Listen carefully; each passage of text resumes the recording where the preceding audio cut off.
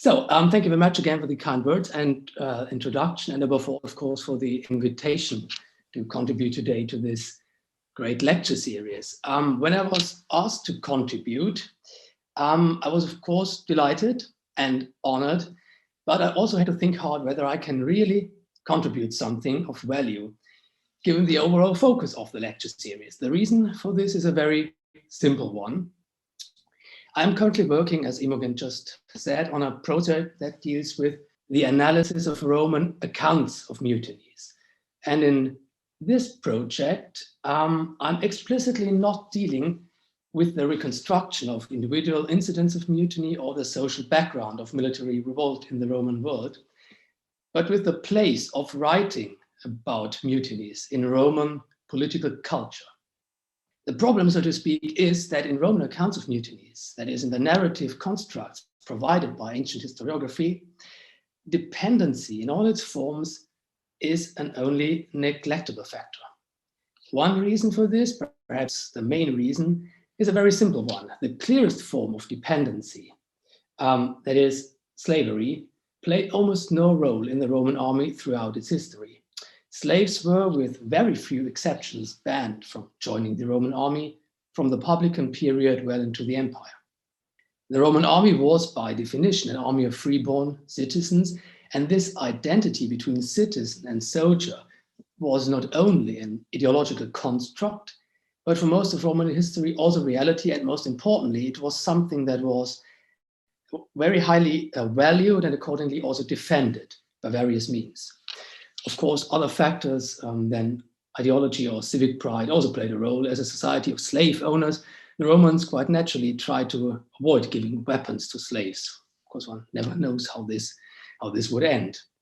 As is often the case in history, such matters were, especially in the Republican period, not codified, but regulated by tradition and custom. We accordingly also find some exceptions. It was mainly during times of military crisis, which were often accompanied by shortages of manpower, that slaves were indeed recruited on a voluntary basis. We are here, for example, about 8,000 slaves that were recruited during the Second Punic War after the Battle of Cannae. Later, the period of the civil wars, Roman commanders sometimes recruited slaves to enlarge their manpower, freeing them either before, after their service, or what also happened, not at all.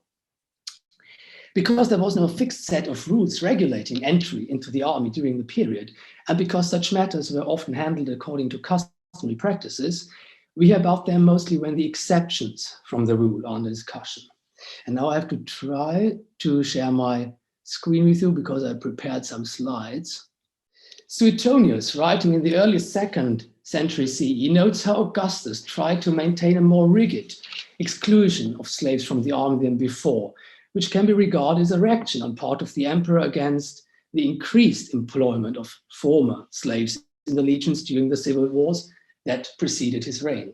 Suetonius notes, you can read it on the slide, that except as a fire brigade in Rome and when there were fears of riots in times of scarcity, he employed freedmen as soldiers only twice, once as a guard for the colonies in the vicinity of Illyricum, and again to defend the bank of the river Rhine.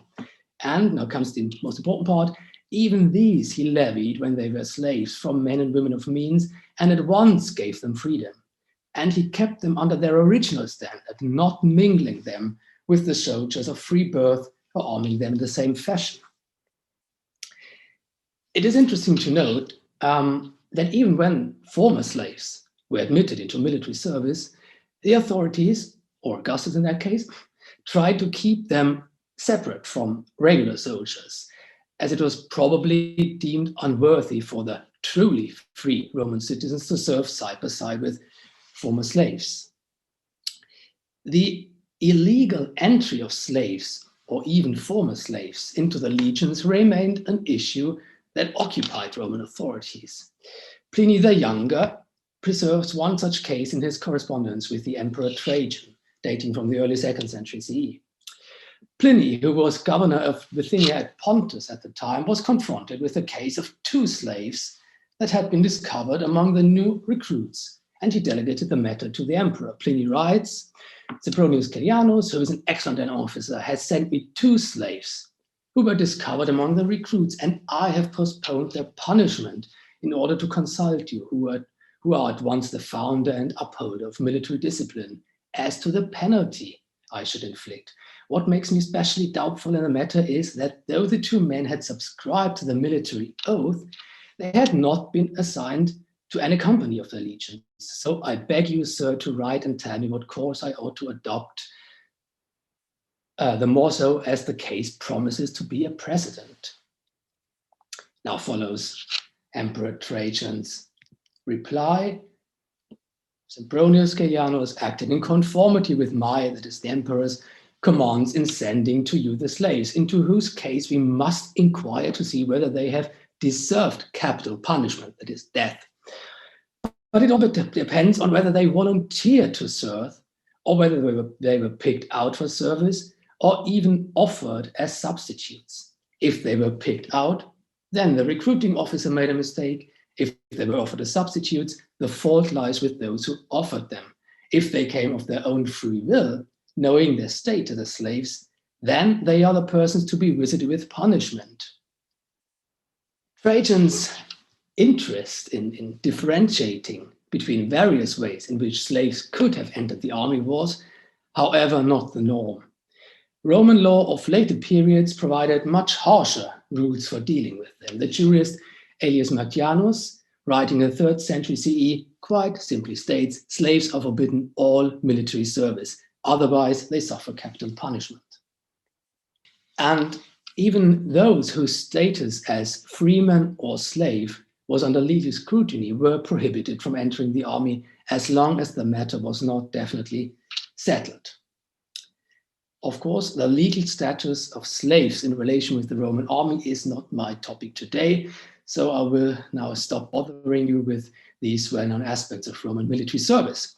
The point I try to make is that the most obvious form of dependency, the one thing we most immediately think of when we hear dependency, asymmetric dependency, that is legally regulated slavery, played virtually no role in the Roman army, and accordingly provides no material on which a study of Roman mutinies could focus. So one could ask the question, why am I here today? The simple fact that there were no slaves involved in Roman mutinies, as far as we know at least, does not mean that the forms of dependency that obviously existed in Roman society played no role in the Roman army. On the contrary. Dependency, as you probably know much better than I do, is a far more diverse phenomenon that encompasses much more than chattel slavery.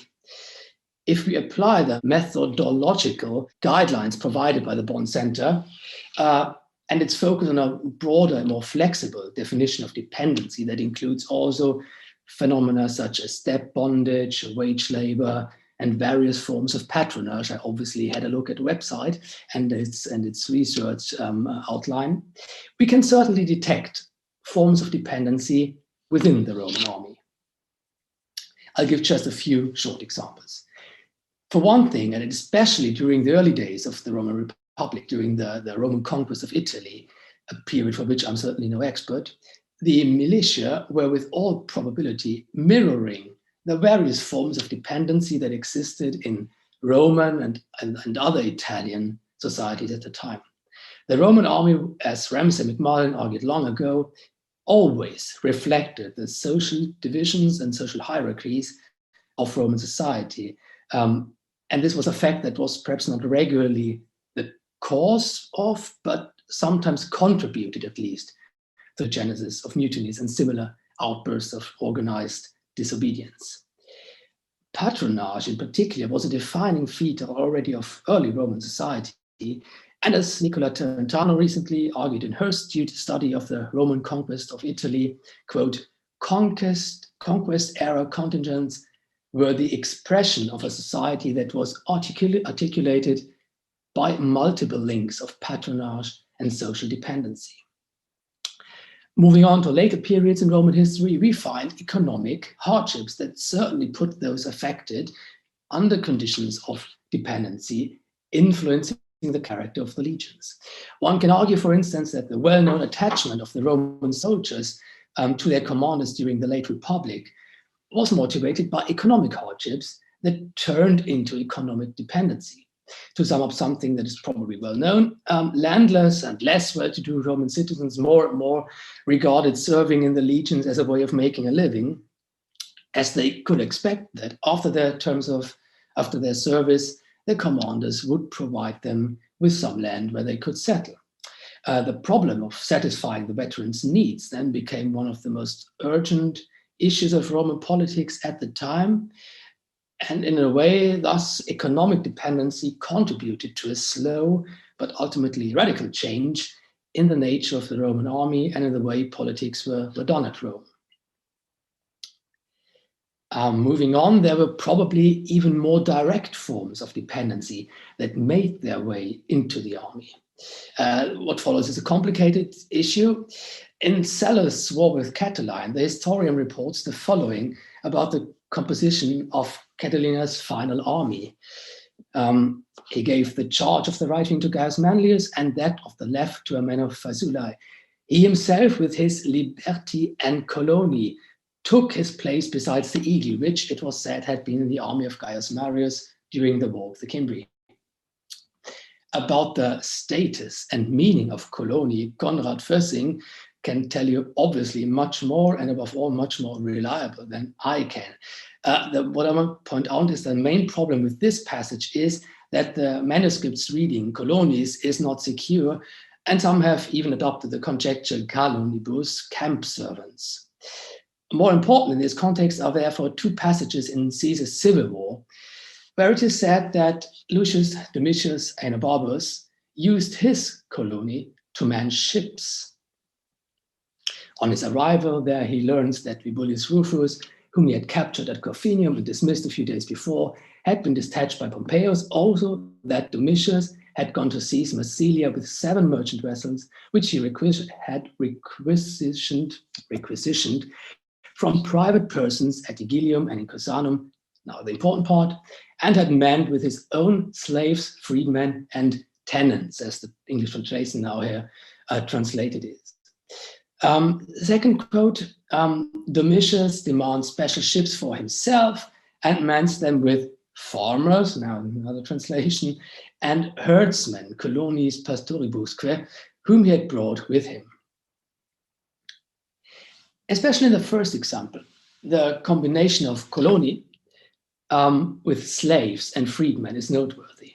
Nevertheless, it is not clear whether colony in these passages denotes a distinct legal category, for example, as the translation of the first Caesar passage suggests, something like dependent tenants, or simply farmers, opposed in the first passage to unfree and formerly unfree agricultural laborers, and in the second to herdsmen.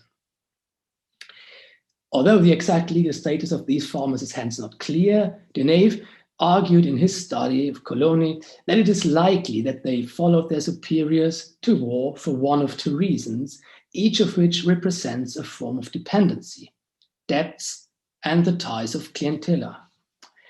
Theoretically speaking, the transfer of such forms of social and economic dependency into the composition of the legions could provide the basis for them being also a feature of mutinies. But I must stress this again, we hear nothing of that in the period under investigation. And it would also be surprising, perhaps, if Romans who were bound to their leaders by such strong ties as clientship would risk shattering such bonds by an offense as severe as mutiny. There were, to sum up this part, forms of dependency that were reflected in the composition of the Roman army, yet none of them, at least according to our sources' reports, played a role in mutinies. The question remains then how an interpretive framework provided by the theories of dependency can contribute to a deeper understanding of the Roman accounts of mutiny we possess. There are, I think, 2 ways in which dependency and mutiny are linked in the Roman tradition. One is when Roman authors attribute the genesis of a particular mutiny to economic hardships and structural problems within Roman society that can, from a modern historical perspective, be understood as a form of dependency. The other is when slavery is used by Roman historians, not as an objective description of the circumstances and causes of a mutiny, but as a metaphor by which they frame and also contextualize the event. Before I turn to two examples of this utilization of dependency for explaining mutiny, let me briefly sketch what I understand by mutiny in the first place. There is no complete scholarly consensus on whether the term mutiny can be applied to the ancient world at all, and if it can, what the exact meaning of the term should be in this context.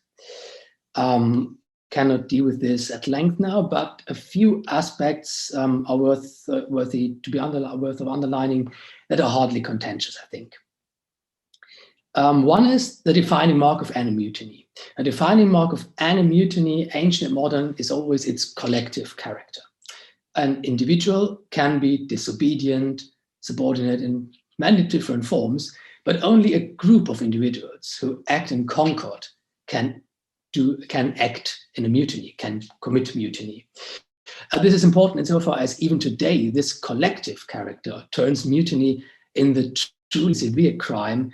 It is still today. German military law speaks of Zusammenrottung in this context. So this is the truly important aspect, that people combine, conspire perhaps to commit this crime.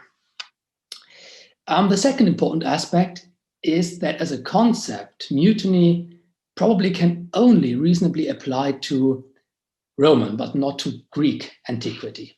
Has been argued by Elizabeth Carney in a great paper on mutiny in the Macedonian world. And she argues that it is only in the Roman context where basically the two indispensable prerequisites of mutiny existed. One, a highly valued ideology of obedience to magistrates. And second, a marked difference between the rights of the citizen as citizen and the citizen as soldier.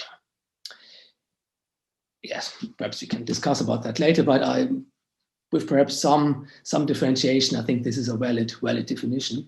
Mutiny then is any act of collective disobedience against higher military authority. And I think this should be added, irrespective of whether it includes physical violence or not. The Roman term, for example, most commonly employed to label what we would call mutiny, that is seditio, and seditio included any form of disobedience against the Roman magistrates' commands with or without violence. Of course, one can argue whether there was perhaps any mutiny without some form of violence, but in pure theory, even thinking against the commands of the magistrate or was mutinous behavior on side of a Roman soldier.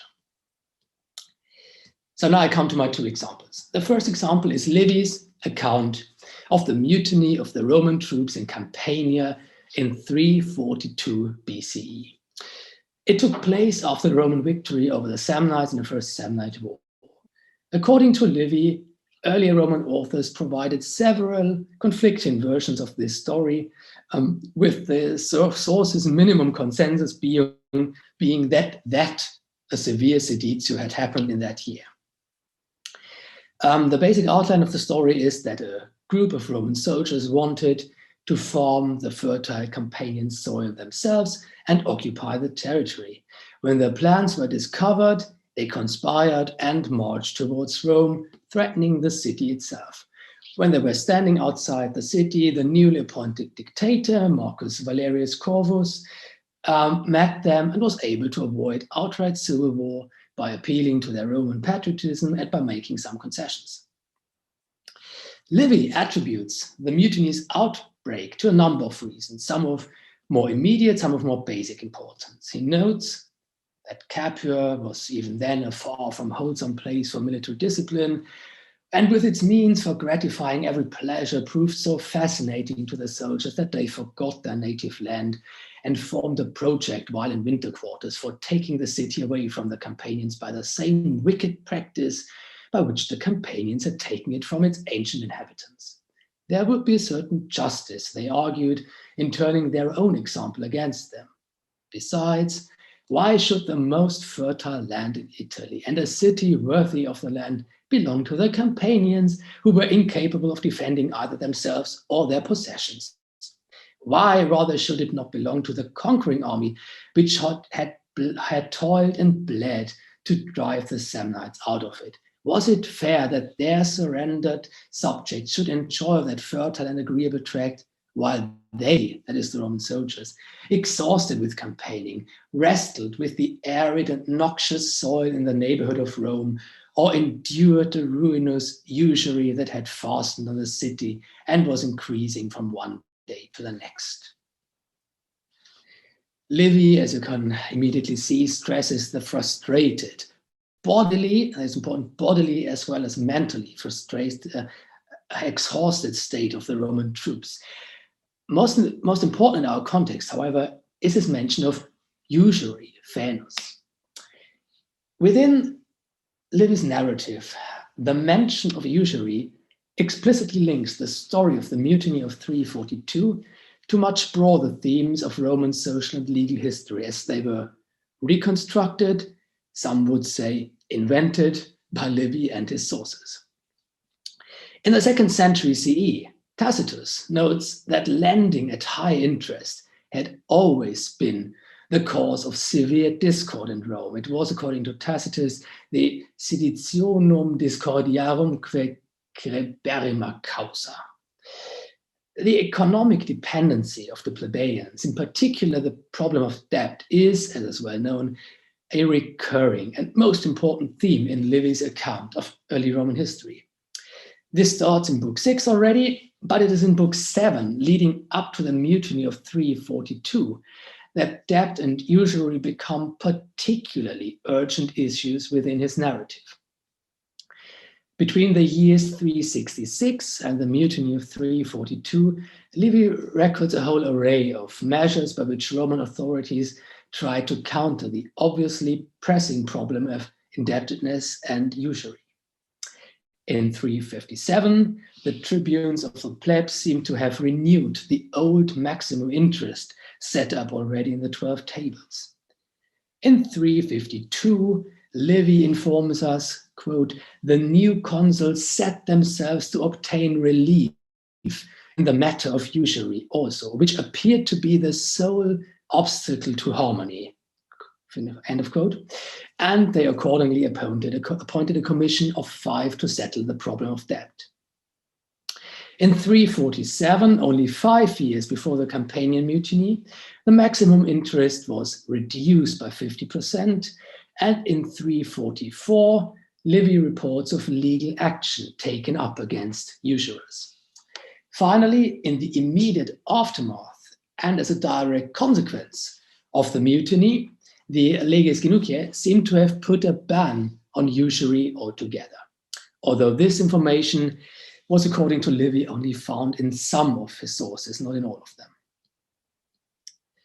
As with all, or almost all, political and legal measures found in Livy's account of this period, the historicity of this measure has been doubted, but following Hölskamp and others, I think it is undoubtful that debts and usury were severe problems for the less well-to-do Romans in the 4th century. Within Livy's narrative, the soldiers' revolt in Campania is an important moment. This mutiny not only picks up the themes of interest, usury, and political participation that had dominated Book 7 until there, but it also leads them to a certain point of culmination.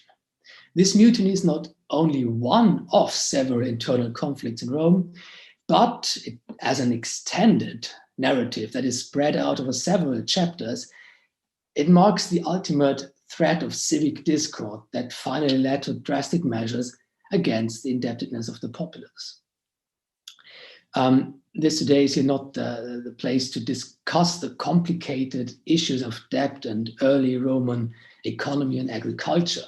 But if we accept at least the basic outline of the tradition and see debts and usury as a way of affirming and even extending social and economic domination, then the concerns of the mutinying soldiers of 342 are immediately relevant to the topic of dependency. With the notoriously obscure Roman form of debt bondage, the nexum, we even know of a form of contractual dependency that included, on the most basic understanding, a kind of temporary servitude. The nexi probably were a class of debtors that had entered into a condition that was not equivalent, but similar to slavery, and probably, if we believe the sources, had to endure violence and other forms of abuse from their creditors. Even if the nexum, as has been argued, served in reality both the creditors' and the debtors' needs, it nevertheless was an instrument that surely further cemented the social dominance of a small group within an already far from egalitarian society. The institution of the nexum was still in operation in 332. It was only abolished during the last quarter of the 4th century. And the soldiers' resentments against usury and returning to their standard way of life back in Rome may thus very well reflect their fears of ultimately falling into dependency if they cannot return their dues. If there is really some truth in Livy's account of the conditions at the time, the seditio of 342 was a revolt aimed, among other things, at changing the methods for bringing people into the dependency. At least this is how Livy wanted his turn of the millennium audience to understand the deeper causes and the significance of this event in Roman history. The mutiny of 342 BC then is attributed by Roman historiographical tradition to concerns about economic dependency in Rome that could lead, if not to slavery, on a regular basis, at least to temporary bondage. In the Roman world, however, slavery was not only a hard, legally sanctioned social reality, but it was also a way of describing and connotating, framing political, economic, and social relations, be it between Rome and its subjects or allies, be it between different parts within Roman society. Slavery was a prevailing metaphor in Roman imperial literature that was often used by Roman authors to discuss and sometimes to critique the relationship between the imperial center and its subjects. And in Latin texts of the time, to quote Miles Lavan, who wrote a quite good monograph on the topic, slavery, quote, slavery is regularly invoked as an oppressive and hateful condition, providing a paradigmatic example of degradation, cursed obedience, and powerlessness. The metaphor of slavery was used, I will argue in the following part, in such a way by Tacitus in his account of the mutiny of the Pannonian legions in 14 CE. This famous and very much and very prominent mutiny in scholarship took place immediately after the accession of Tiberius. It was instigated, Tacitus reports, by a certain Pecenius, who had formerly been a leader of a theatrical claque in Rome and who now stirred up the soldiers' anger with the help of his overly actorish behavior.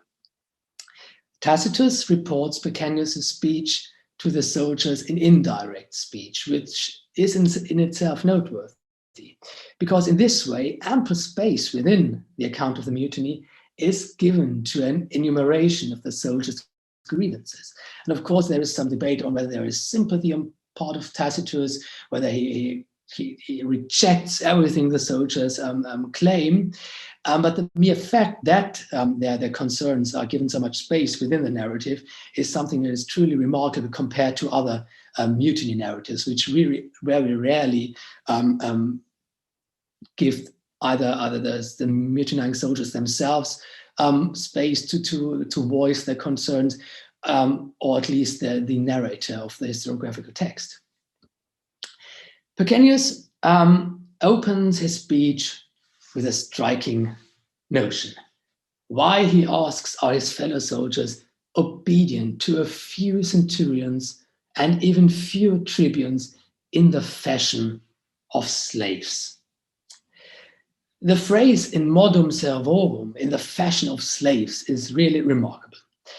If we recall what Suetonius reports about Augustus's eagerness to keep even former slaves apart from Roman citizens in the legions, and if we recall how overcautious Pliny was about how to deal with the illegal entry of 2 slaves into the army, this aggressive accusation is surely meant to deeply affect the soldier's self-view.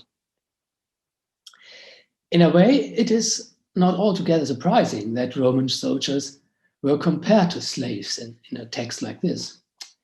After Romans had entered the army, either compulsory as during the Republic or voluntarily as during the early High Empire, they had to endure sometimes severe corporal punishments administered by their officers, and they were subject to an often arbitrary military jurisdiction. In effect, as is still the case today, in a way, military service was a temporary reduction of freedom and protection by law for Roman citizens. And as such, their status as soldiers offered itself theoretically very easily to comparisons with slavery. For this very reasons, in day-to-day operations, it was essential that military authorities acted with some moderation when treating their soldiers, as otherwise this fragile social status was put into question. Pausanias' point is thus a highly politically charged one. Roman soldiers were citizens, and citizens were free, which meant also that they were protected by laws and thus ought to be free from violence and abuse. Of course, this republican ideal had lost some of its force and worth at Tacitus' time, when we can already witness a growing difference between those of high and those of low status in judicial practice. But even then, the very question whether severe corporal punishment was adequate for free citizens, and if it was, for which social classes, was an issue of greatest importance. And if you look to the later times of the later periods of the empire, we find really very interesting source testimonials, like, for example, texts from Egypt, papyri, where people complained that others were treated with corporal punishments, were beaten, which is explicitly said is not the thing to do with free citizens. So it is really difficult to differentiate here between what the Roman legal text says, what legal practice was, and of course what legal practice was in different parts of the empire. Come back to the speech by Pausanias. By comparing the soldier's status to that of slaves, he effectively says that the soldiers had lost, or perhaps even abandoned, their identity as free-born Roman citizens and turned into slaves. His remarks about the soldiers' slavish conduct serves as a kind of heading for the whole speech, providing the ground basis on which the following complaints ought to be understood. In this speech, it is in particular the soldiers' bodies that feature prominently in his speech. Pausanias not only complains about the low wages of the soldiers, part of which they had to use to bribe their centurions so that they would not treat them with too much cruelty. Sevitia is the word used. Now, he also speaks of and you can see this on the slide, of the wounds the soldiers received from whipping, which was a common disciplinary measure that was feared and hated by soldiers. Corporal punishment was the norm in the Roman army, had always been so. And beating, even for minor offenses, was really standard practice.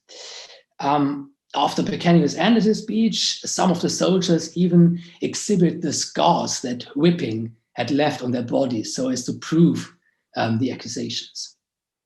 We find the same motif, if you like so, in the account of the German mutiny, which follows immediately in Tacitus's account, which took place parallel to the Pannonian one. Then we find the very same. Next slide. Yeah. After Germanicus entered the camp to settle the mutiny, the soldiers stripped naked and displayed the wounds and the marks of whipping on their backs. This was their answer to his question where soldiery obedience, the modestia militaris, and the Roman army traditional discipline, vivetus disciplina, were left. This prominence, and it really is a prominence within this account, of corporal punishment and its visible bodily marks is an important feature in the speech. In the non-military sphere, beating, in particular whipping, was for the Romans intimately connected with slavery. It was a highly charged symbolic act that served various means.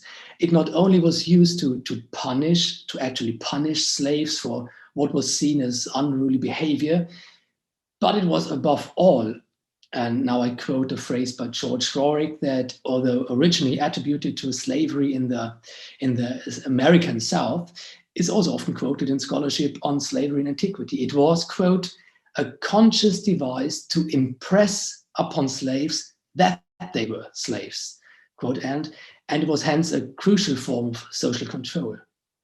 In a Roman's view, corporal punishment was, Richard Seller, for example, maintains, the grossest form of invasion and hence a deep humiliation. Its particular significance for the Romans as the most severe form of public humiliation stems from its association with slavery.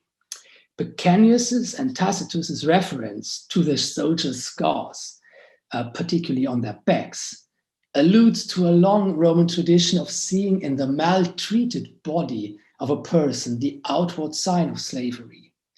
For example, in the comedies of Plautus written during the Middle Republican period, the scars on their backs are the distinguishing mark of slaves, and protecting one's back is the slave's metaphor for avoiding trouble.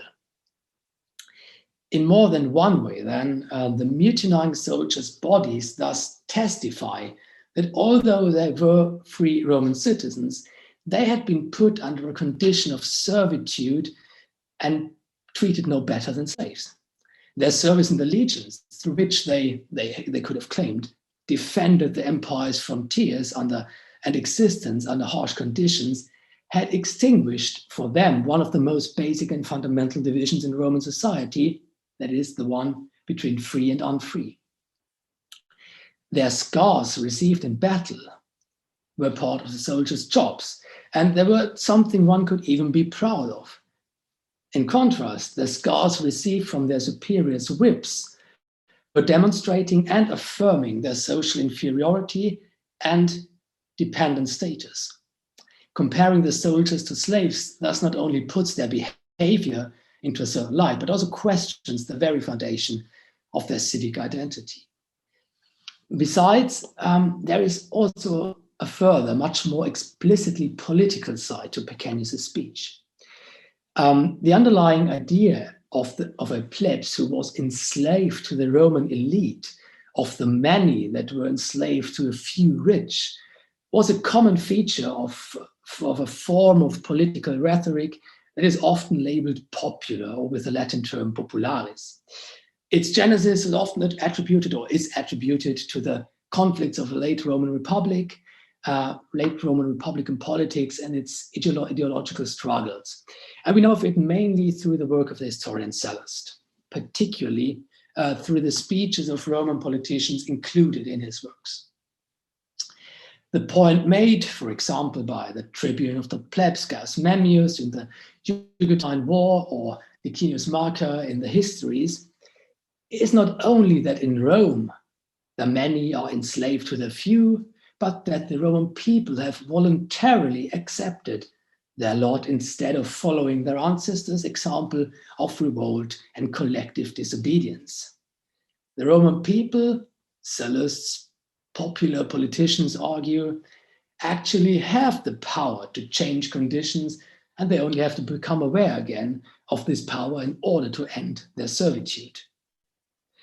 But we don't know how faithfully Sallust recorded the tropes of very late 2nd and early 1st century BCE rhetoric. What counts, however, is that at least when Sallust wrote his historiographical works, that is in the 40s and early 30s of the 1st century BCE, such tropes were easily identifiable as dominant metaphors of Roman social and political divisions. Tacitus, as is well known and easily visible, was a keen reader of Sallust. And it has been argued, and it is really much more than likely, that he shaped his presentation of Pacinius' speech as a kind of continuation of such late Republican political discourses. Instead of being merely a spontaneous outburst of soldierly violence due to mundane grievances, the mutiny of the Pannonian legions is thus in a way framed as a kind of heiress to older Roman political struggles. That brings me to my conclusion. The basic attitude of Roman authors to mutinies was generally hardly supportive, sometimes outright hostile. This is not surprising at all, given the socioeconomic background of these authors, who almost all belong to the small Roman elite. But even within critical accounts, obviously critical accounts, such as Tacitus's of the mutinies of 14 CE, this association of military revolt with an uprising against dependency at least provides readers with the possibility to judge these events more sympathetically. Of course, Tacitus on the surface really condemns the soldiers for their behavior, and he portrays the whole mutiny above all as an instance of collective madness and fury. Well, madness indeed is the dominant metaphor in the whole account. But beneath, there is a kind of second layer that connects this mutiny with a long tradition of so-called justae citationes, justified revolts in Roman history. This was really a cornerstone of this kind of late Republican rhetoric of following ancestral models of resistance. As it was, the argument goes, Roman history would never have evolved without justified revolts against injustice and, of course, against the forms of dependency it included. The mutiny of 342 BC is likewise treated with at least some sympathy by Livy, because in his account it is not only a mutiny, but it is part of the broader social, political, and economic process that is usually called the struggle of the orders. The fight against impoverishment, political powerlessness, and economic dependency was the main historical process the first books of Livy's massive history were meant to illustrate. And the mutiny of 342, as Livy reconstructs it, was not only part of this broader development, but one of its points of culmination. Because Livy's account of the mutiny was part of a kind of toolkit, a kind of set of exemplary stories about early Roman history, it provided a possible model for mutiny as justified soldierly discontent. In Tacitus's account, the legacy of the tradition of the struggle of the orders is still alive, in particular with this display of afflicted, wounded, maltreated bodies that must have reminded contemporary readers of similar occurrences within Livy's account of early Roman history. Generally speaking, in Roman political culture and literature, showcasing the wounds and scars that the affected state of one's own body was a really powerful tool for soldiers as well as for politicians, and really this directs Tacitus's account back to stories, at least in the context of the struggle of the orders, where soldiers showed proved by showing their wounded, maltreated, afflicted bodies how much they had to endure serving their country, their city. In both cases, in Livy and in Tacitus, the narrative and conceptual model of dependency and slavery provides the basis for a more nuanced evaluation of military revolts. Thank you very much for your patience, and I'm looking forward to any questions that might be there. Thank you very much.